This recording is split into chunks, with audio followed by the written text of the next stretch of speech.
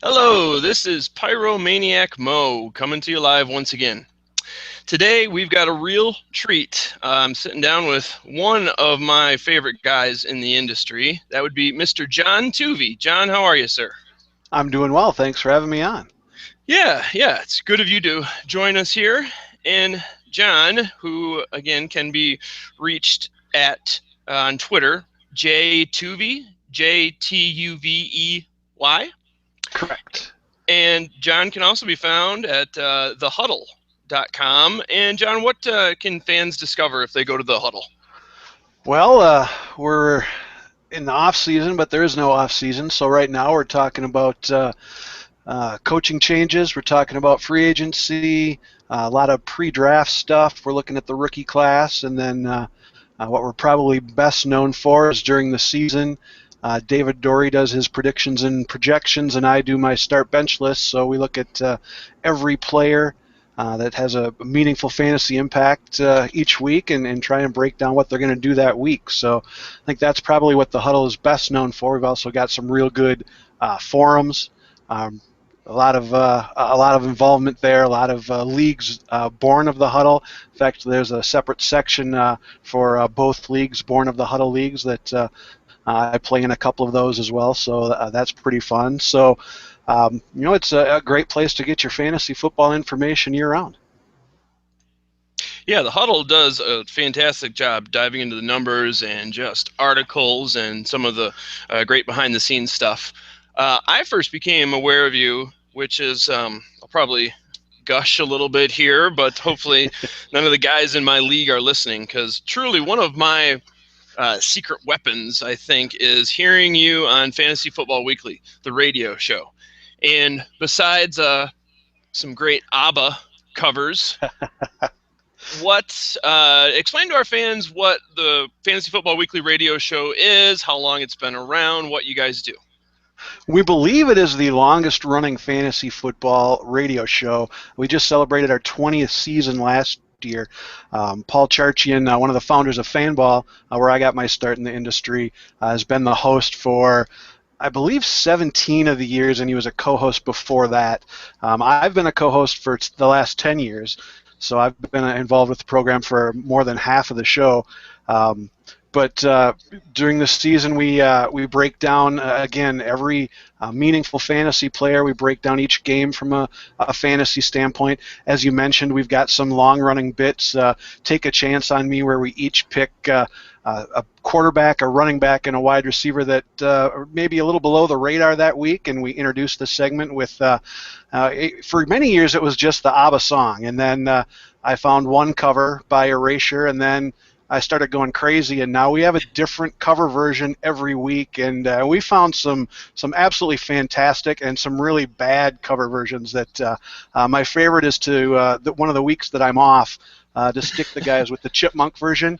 Unfortunately, I mistimed it last year, and I ended up listening to the Chipmunk version, so I really have to be careful with that. But Charch is the host, and then myself and Christian Peterson from LeagueSafe and Matt Harrison from LeagueSafe, we are on a rotating cycle. So let's see, we've got Take a Chance, and we've got 5 tough questions, where we talk about 5 popular or controversial topics within fantasy football, and we try and guess what Charch is going to say. We do a preseason show where we go for another 3 hours after the radio show. We do it live at a sports bar, and then afterwards we do what's called Fantasy Football Training Camp, and we get about 200 people to come out and watch us talk about fantasy football, which is pretty crazy. We do a couple live shows at the Minnesota State Fair. With a couple of real popular segments where we have people actually come up and live mock draft, and then we put the mock in the mock draft and get to mock their picks and what they're wearing and what they're eating. And we ask people to bring us food, because that's what the Minnesota State Fair is known for. And I think one of our favorite segments there is it's called the Reach Around, which really sounds naughty, but all it means is who's a guy that you'd reach for in the second round that maybe has an ADP in the third round or later. So when we're going well, it's like three guys sitting around at a bar talking fantasy football. And I think when it was Charch and Bo Mitchell and I for a long stretch of time, because we worked together and had spent so much time together, we really had it like that. And now we're getting there with Christian and Matt, even though Matt, I think, is only in his second year of hosting the show. But you bring some stats to the table, and then you talk about the things that fantasy football players want to hear. And I think what really speaks to us and tells us we're doing something right is that not only do we have a really high rating on iTunes, but we have people that call in, and I think we have 6 lines for the show, and we have people call in from Boston, from Michigan, from Alaska, and can you keep me on? I want to listen to the show. They don't want to hang up and listen, even though you can find us on iTunes. You can find the podcast on iHeartRadio. I think we're live on iHeartRadio, but locally, Charch is kind of a fantasy football institution, and the rest of us are happy to be along for the ride. Yeah, Matt Harrison was good enough to sit down with me and chat football, do one of these little interviews.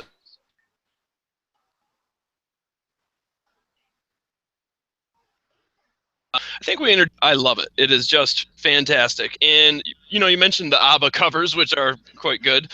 But really, I love the piece, Take a Chance on Me.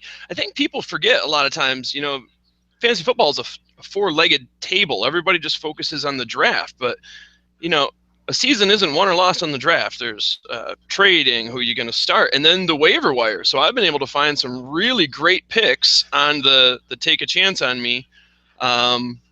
And there's some other bits that you guys do where you'll try to keep people aware of guys maybe 2 weeks in advance that might be available.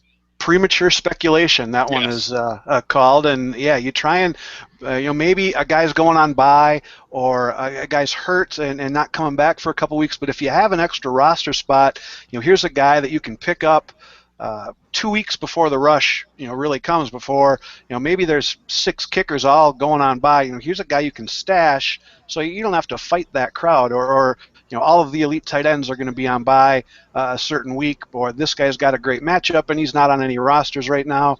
So yeah, that's another bit that I think we've added in the last 2 or 3 years, that like you said, it's not just drafting a team and then sitting back and letting everything play out. You got to stay on top of things. So and the Take a Chance on Me bit is a lot of fun. Last year, I happened to my Take a Chance on Me receiver one week was Marvin Jones, the week that he scored 3 touchdowns. So that that kind of goes down in history as, hey, you nailed that one. That gives you a little cred for what's the next one you can come up with. And I know Christian had Miles Austin before he broke big. I know there was somebody last week or last year that he nailed. We do have it's swinging for the fences, and it's kind of like you look at it. I think probably Adam Dunn would be the baseball qualification. We're going to strike out. There's no question. We're going to swing and miss quite a few times, but there's a few long balls we're going to hit, and hopefully with guys on base, we'll help you out. Yeah, it's I can't recommend Fantasy Football Weekly enough. It's fantastic. I just love what you guys do there. And like I said, also at John or J Tuvey, JTUVEY. I'm PyromaniacMo, PYROMANIACMO. And then of course the Huddle.com. But I was just wondering, we try to pull back the curtain for our viewers, our listeners, and give them some other resources. What's a place that you go personally to uncover some gems or some stats? One thing that the Huddle is kind of old school, and there's a lot of guys doing a lot of the metrics, a lot of the numbers, and even though I'm kind of it was my understanding there would be no math kind of guy. Guys at Football Outsiders is a place I go to. Pro Football Focus obviously does a lot of great stuff, but RotoViz and Numberfire are a couple of the places that they really do a nice job with not just laying out these numbers, but they kind of shine a light that maybe you wouldn't otherwise look, and so they're a great read. they make the numbers understandable for a guy like me that maybe math wasn't my strongest suit. I'm more of the kind of the old school scout versus the Moneyball kind of thing. But some of the stuff they come up with is fun to kind of take a look and oh, so maybe this guy, I'll dig a little bit deeper. It's kind of like the combine versus scouting the film. I'm probably more of a film, a watch the game kind of guy, but there might be something that happens that these guys at RotoViz and Numberfire, shine the light on that, maybe I need to look at it a second time. So I think those are a good resource. Another place that I found, and really through probably Twitter and social media, but there's so many good fan sites for each team, and you can find one or two or more really good analysts and writers at each team site. And the one that really jumped out at me recently was I was doing some research on the coaching changes piece that I wrote on Dirk Cotter and what he might mean. And I found a piece written by a guy named Arif Hassan, who was a Vikings fan writer, and he had this ginormous breakdown of what a Dirk Cotter offense when he was with the Falcons could potentially do against the Vikings, and what his analysis was there. Just it was fantastic. It was in depth, and I looked him up, found him on Twitter. I follow him now, and have a chance to read a lot more analysis, and that's stuff that you can grab and use elsewhere. Obviously I didn't use it for the Vikings-Falcons game, but I used it in, okay, what's Dirk Cotter going to do with what he's got working now in Jacksonville? So there's a lot of good writers. It's tough, especially in season. I'm sure you know this. You're so focused on what you're doing that you really don't have a lot of time to read other people. But in the off season, I really try and take advantage of a lot of stuff that other people have going on. And you find two or three guys that I'm going to go out of my way to take a look at what John Moore is writing, because he writes some good stuff. So those are a few of the guys, and I'm sure there's a lot more that I've used once or twice or many times. Like I said, it's an industry that's full of a lot of great writers, and you just kind of got to stumble across them. And Twitter and social media is a great place to do that. Yeah, it's just an ever-growing industry, and so sometimes it's hard to find the real gems. But like you say, Pro Football Focus, boy, the way they rate the players and do elusiveness ratings for running backs and ranking the defensive backs, I use that to kind of check my wide receiver starts. We just sat down with JJ Zachariason from Numberfire. They're another good one, so Absolutely, yep. I like those sites as well.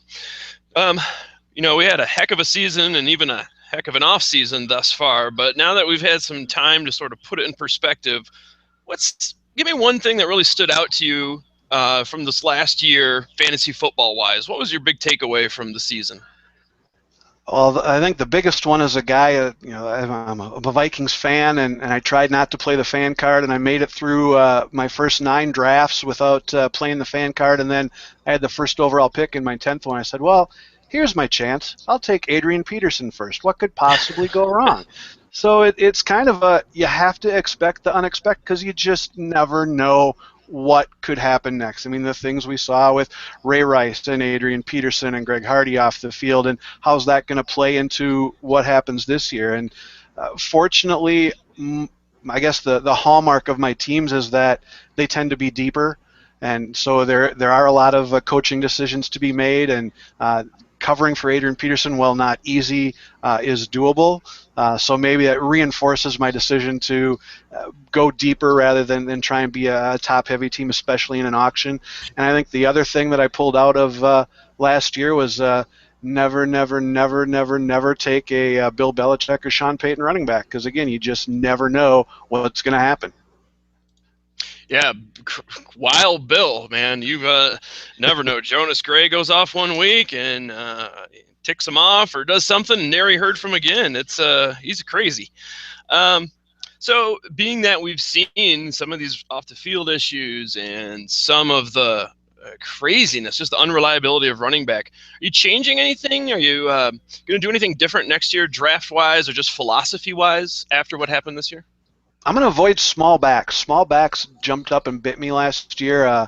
I wasn't a big Andre Ellington fan, but I ended up with him at a real good price in an auction, and he had some DNPs that just killed me. I was points away from making the playoffs, and his DNPs absolutely killed me.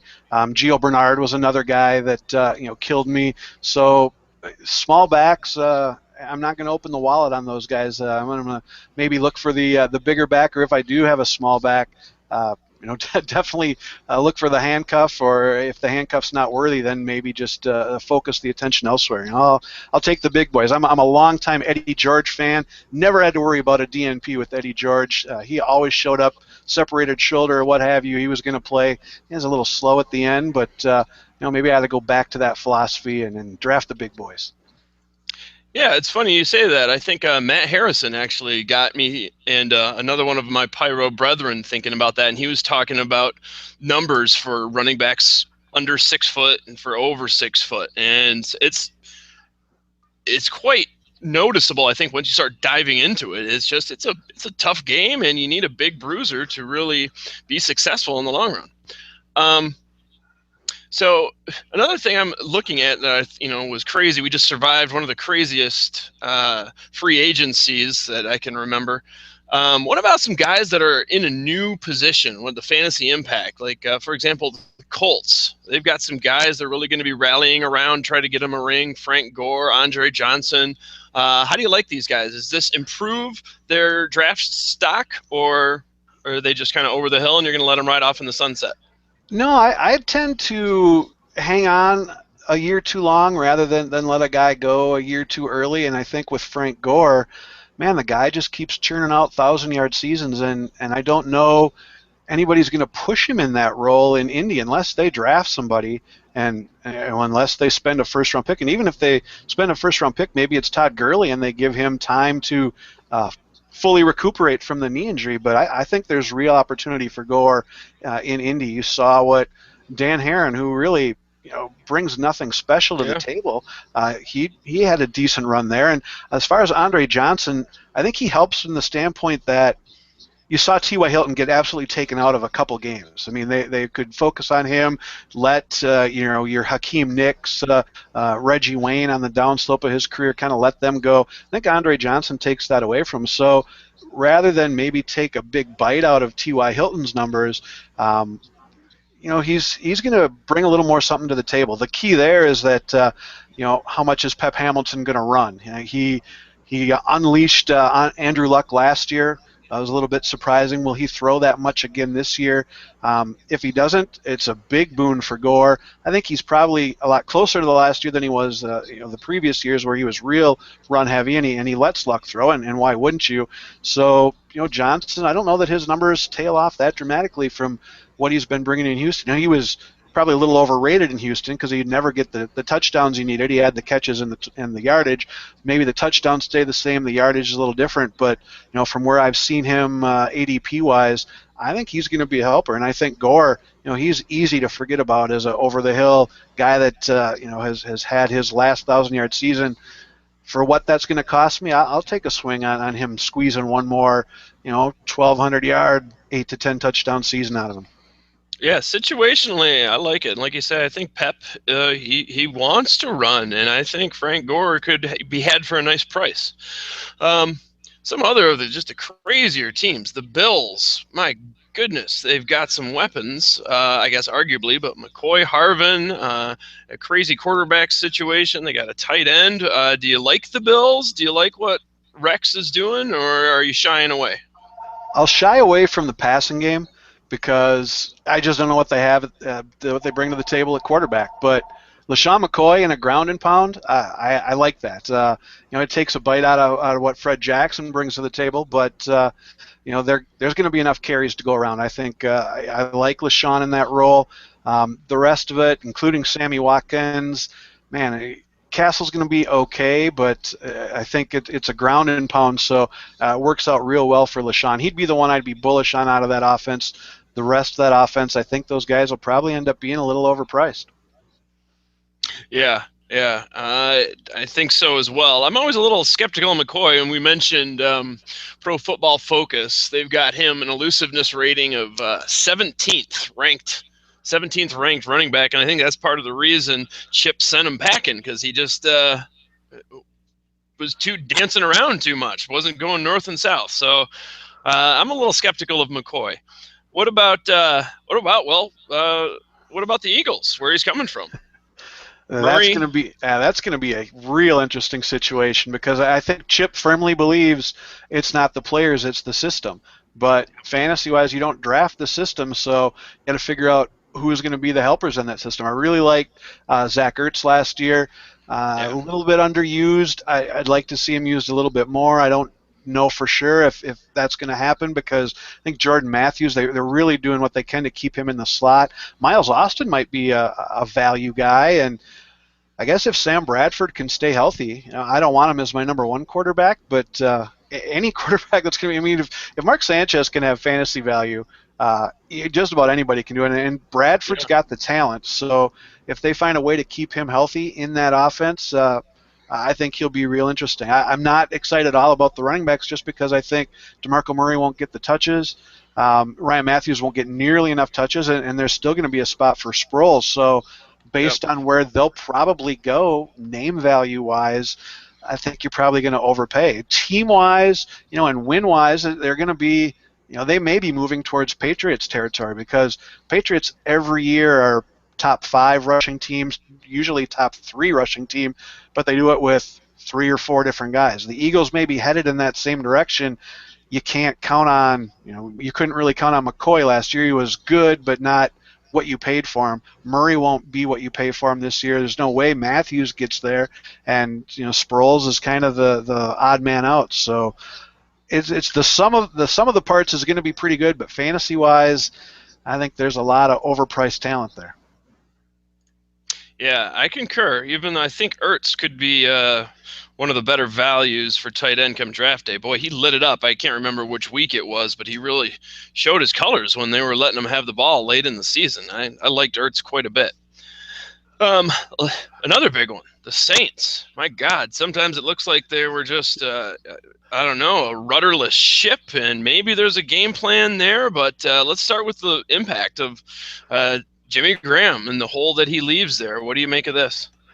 Well, Josh Hill's the guy that they're talking up as the guy to replace him, and he's not necessarily going to step into Jimmy Graham numbers, but as long as he stays about where he is on the radar and only a handful of people are talking about him, I think that's a good thing. He has the real possibility to be overhyped by the time the draft comes out. If he's in the top 6 tight ends, probably, I think that's going to be too high. He's the guy you take after, Gronk goes first, and then probably the next 3, 4, 5 guys go, and then if you wait until round 7 or 8, he's probably the guy that you reach for, and then you'll get value for him. Otherwise, you're probably chasing more than what's going to be offered there. That whole passing game, it was, even for all the points that the Saints put up, the only fantasy guys you really wanted were Breeze and Graham because you never knew how the backfield was going to splinter, how the catches were going to splinter. One week it was Colston, the next week it was Stills, the next week it was Cooks. So now that they've kind of pared that down a little bit with Stills and Cooks, there's some value there, but they're only going to be they're going to return about value. I don't know that you're going to be getting any of them at a bargain. And Breeze, I'm not sure that he's an elite quarterback anymore. He's probably in that second group of quarterbacks because they do want to run more. But then is it going to be Ingram? Is it going to be Kyrie Robinson? Is it going to be C.J. Spiller? They're finding spots to use all these guys. It's so many cooks that again, it goes back to Breeze is a guy you want, and probably the kicker, and everybody else is probably a little bit overvalued. Yeah, and I am kind of liking Cooks. Colston's getting old. I think he might take a big step forward. We shall see. He's really the main one there. They've got Toon, I suppose, but maybe they'll get someone else in the draft. And one thing I'm kind of eyeing, I don't know what role exactly Spiller's going to have, but I like Mark Ingram, and I like him more now that they've got the center, Unger. He did a heck of a job, and I was looking at the numbers. When he was on the field with Seattle, Lynch was markedly better, and when he was off the field, I mean, the center's a main cog of the offensive line. They're calling out blocking. It's really the heart of the offense, and he's going to be a big impact, I think, for Ingram. What do you think? I don't disagree, but go back to what I said earlier. As much as I like Ingram and the potential there, and especially you hit on one of my favorite topics, the offensive line, and I think Unger's one of the better centers in the game, and to get him tells me they're going to run the ball more. Are they going to run it enough, and what role is Spiller going to have, and are they going to still try and work Kyrie Robinson into the mix? So, if you were to tell me, that stretch like Ingram had last year, where it was him and really no one else, and he was a dominant fantasy back. He was clearly a top 10 fantasy back. If you told me he's going to get those carries, I'm right on board with you. But something in the back of my mind is just telling me Sean Payton's just waiting to pull that lever on me, and I don't want to be anywhere near the noose when he does. Yeah, it can. It's a gamble. Yep. Even Cooks makes me nervous. Even though that Stills is now in Miami, I think. I like what I saw, but I just don't know what exactly they're doing. It's a gamble down there. And we talked about the Colts, the Bills, the Eagles, Saints. Is there any other teams that you feel either really won or lost the free agency battle? I kind of like what the Dolphins are doing a little bit with the passing game. Um, Ryan Tannehill's strength is not the deep ball, and so they got rid of Mike Wallace, and I think Jarvis Landry can do a little bit underneath, and Stills, he can go deep, but I think he showed he can do more than just go deep last year. So, and also Jordan Cameron, I think they gave Tannehill some intermediate targets that he'll be able to work with, and be curious to see if they're sticking with their running backs as they are, or if they're going to go get somebody in the draft, because you go back to, you talked about Unger. That's an offensive line that they had started 5 new guys last year. Now they're kind of gelling together a little bit. I know they lost one of their guards, but they got one of my favorite rookies from last year, and Billy Turner stepping in probably to that spot. So that line coming together, I think they're going to be able to run the ball a little bit better, and then playing to Tannehill's strengths, let him roll out a little bit more, let him throw the intermediate. Don't force Mike Wallace into that mix and have him complain about it. There's some interesting things going on in Miami. Yeah, I'll be curious to see what they do in the draft. And I like Tannehill going forward. I liked him last year. He had a late start, kind of, but I liked what he was doing. So we've got a lot of player changes throughout the league. What about some coaching changes that you think might be impactful to fantasy? Like Chan Gailey going to the Jets. There's a plethora of under the radar guys for the Jets now. What do you think? How do you think Chan will impact New York?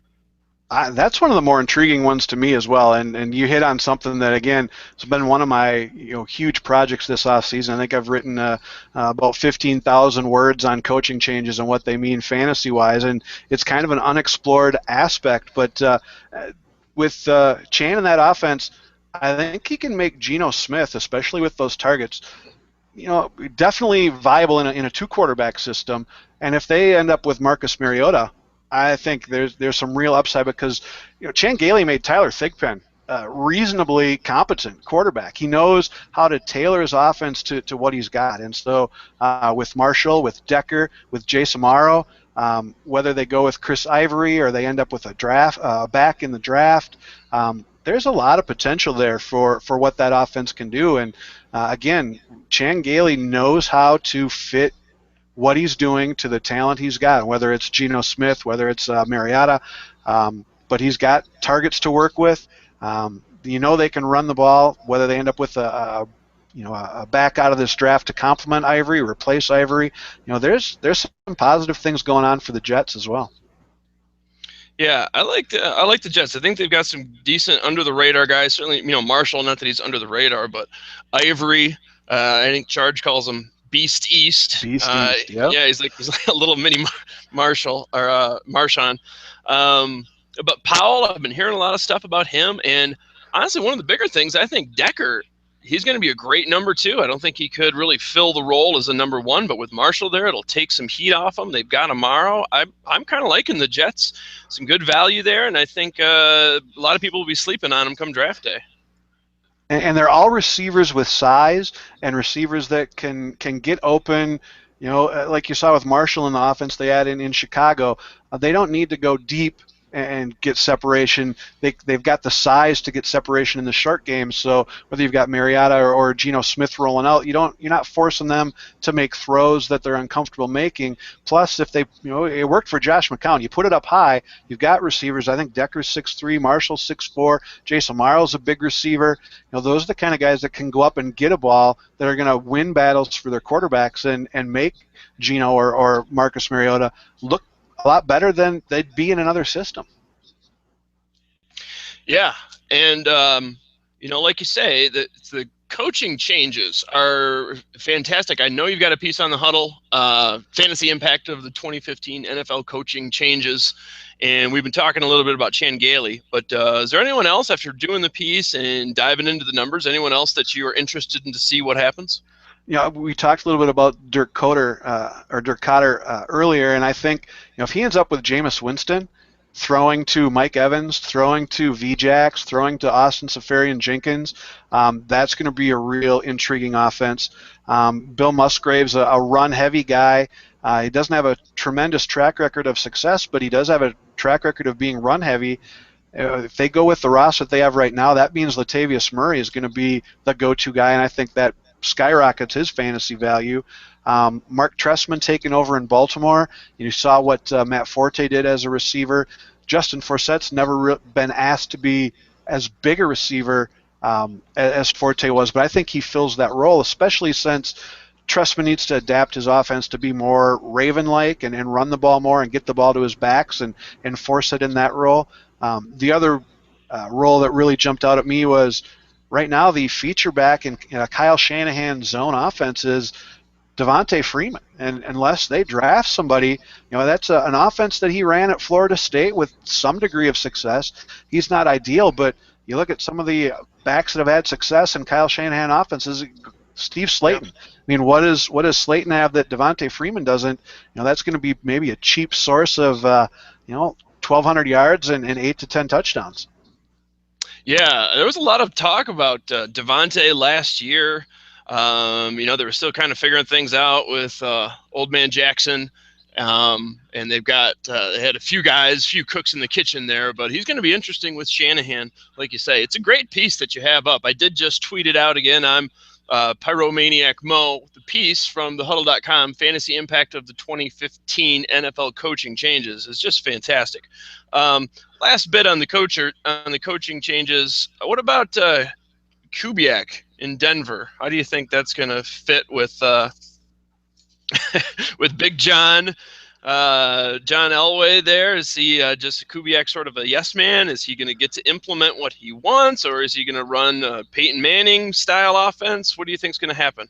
I think it's a real nice blend for the end of Peyton Manning's career, which we kind of saw some hints of it down the stretch with the thigh injury and how much they ran the ball. And you go back to when Elway won his 2 Super Bowls in Denver, they did it on the strength more of Terrell Davis. Elway wasn't required to carry as much of the load, and it wouldn't surprise me to see Denver take a similar approach to the point that I don't know that Peyton's a top 5 fantasy quarterback. I don't think he's going to throw as much. I think it's going to be C.J. Anderson probably, maybe some Monte Ball, but the one guy out of that passing game I do like is Owen Daniels. I mean, yeah, he's the prototypical Gary Kubiak tight end, and I know that they've got some other guys on that roster, and they may end up drafting, where they're situated. Max Williams might fall right into their wheelhouse, but Owen Daniels just gets it done for Gary Kubiak, and again, you're not going to have to spend,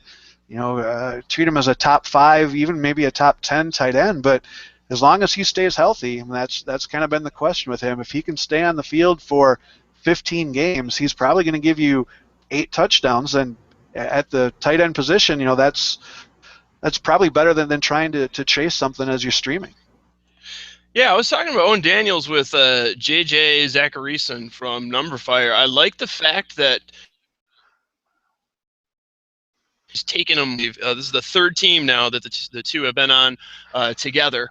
My only concern is Virgil Green. Do you know much about him? Do you think he's going to be eating his way into the time? Are they going to be splitting time? Virgil, I've heard a lot of stuff, a lot of potential coming out there, but I do like Owen. How do you think that's going to shake out?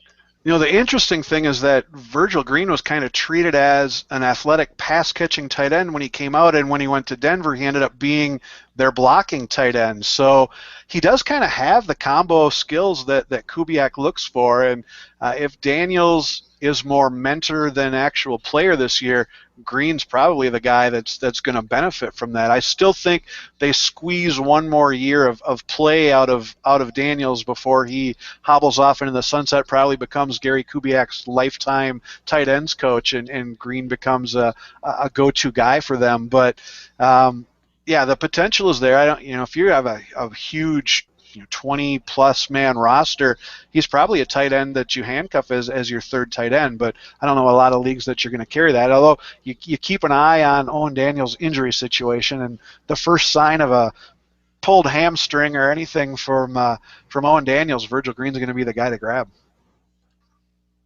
Yeah, yeah, and one other guy I want to ask you about in Denver. I know we've only got about 5 minutes left. I tell you, John, I'd like to crack a beer and talk about this with you all night. But what about Cody Latimer? I was really excited about him last year. Just didn't seem to fit into the system. They had a lot of guys. I've been hearing talk. Emmanuel Sanders role a little bit. Do you like Latimer? Is he going to take a big step up? Is he a sleeper for this year? He was a popular dynasty pick last year for a lot of reasons, and I think if we had the old Peyton Manning, you'd love to have that third receiver in Denver. But I think you've got kind of the fading Peyton Manning, so it's going to be a lot more running, a lot less throwing. You've got two borderline elite receivers to feed, and Gary Kubiak's tight end. So it's going to be real tough for Latimer to squeeze fantasy value out of his role this year. Not saying he can't do it, but the way that the Broncos are shaping up, to me, it doesn't look like, as long as the hype train is still rolling pretty good, he's probably going to be overvalued. What about some other, wide receiver battles? Maybe not for the starting role, but Cincinnati. You've got your Marvin Jones. I think he was the guy that got you the pick of the year last year, was it not? And he's battling Sanu. Chicago, we got Wilson and Royal. We talked a little bit about Andre Johnson, how that may even impact Moncrief. But what about some of these wide receiver number twos? Is there anyone that you like out of the guys I mentioned, or someone else altogether? One guy that you didn't touch on there, but you did mention in the pre-show notes, was Cecil Shorts in Houston, because I think that is a definite opportunity. I like Hopkins stepping into that number one role. I think Shorts can be a very solid number two. The things that scare me about both the Cincy and the Chicago situations is that you have coaches and or offensive coordinators in Hugh Jackson and John Fox that love to run the ball. So that number two receiver job isn't going to be quite as prolific. And then you've got quarterbacks with a little bit of issues in Dalton and Cutler. So, and you've also got elite number ones in Alshon Jeffrey, who I think has the potential to be elite, and AJ Green. So number ones are going to gobble up a good chunk. Number twos, they probably end up not necessarily splitting, but cutting into each other enough that I don't know that there's a guy with tremendous fantasy upside, barring one of them getting hurt. So of that group, I think Cecil Shorts, and then I think Andre Johnson in Indy. I think he ends up sticking around for at least one more year. Best quarterback he's ever had a chance to play with, and if they let Luck throw as much as he did in the past, or at least last year, real opportunity for him as well. Yeah, I like the Andre Johnson scenario. My heart goes out to all the Moncrief dynasty owners.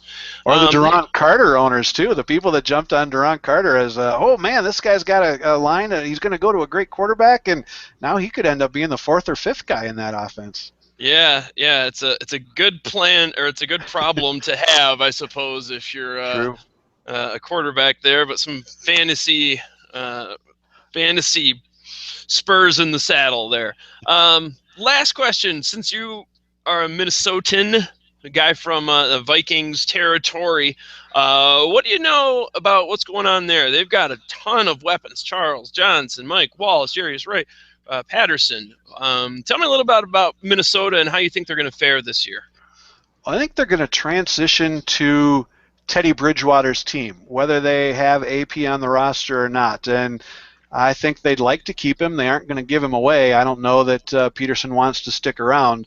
But it's becoming Bridgewater's team.